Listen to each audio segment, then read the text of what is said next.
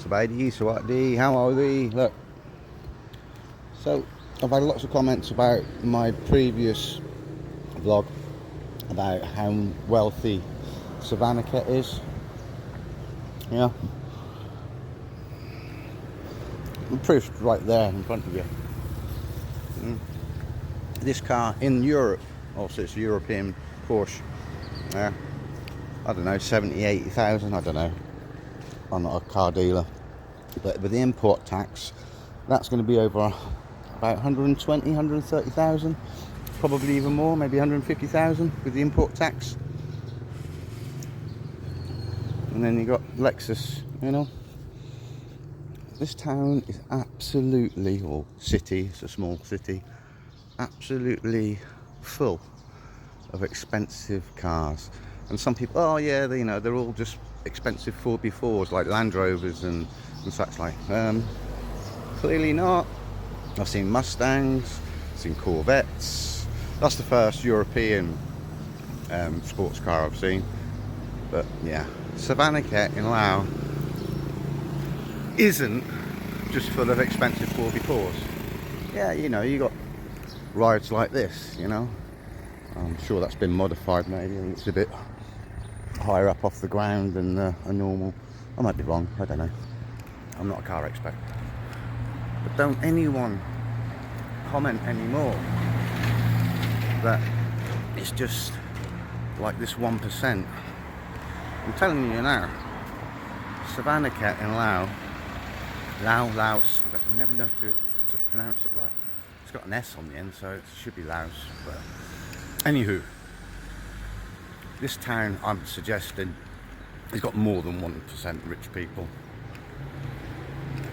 because just the sheer amount of, by percentage wise, of expensive cars that I see, there's a lot more than 1%. I'm telling you, a lot more. It might feel to the average man on the street like myself that, you know, it is the 1%. So I get those comments, I really do. You know, I would, you know, back in the UK, where I'm from, I'd definitely say that it's just the 1% that have got these super fancy cars. But here, it's bizarre.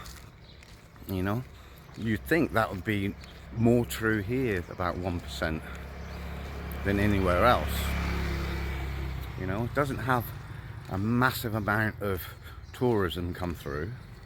It has quite a lot of tourism comes through, gets a stamp in the passport so they can return to Vietnam or Thailand or somewhere, or maybe even Cambodia for that matter. But to say that it's a poor country, no, definitely not. Maybe it's just like up and coming. Maybe this is like new money, you know. Maybe it's from Chinese investment. I don't know. You know, trying to speak to the locals to try and get an idea of why there's so many nice cars, expensive cars, brand new cars as well. Just here, you can go buy yourself a brand new car, and then you can, whilst you're waiting for your number plate to come through, you're still allowed to drive it. And apparently, maybe like 2-3 weeks until you get your number plate. So you can literally just go to the garage, buy your car, take it away, and wait for your number plates to come at a later date. So you see lots of cars without number plates. So that is like, that's the tell. I can't read the number plates. Just, good morning. Yeah, you know, it's easy, even though I can't understand the number plate system here.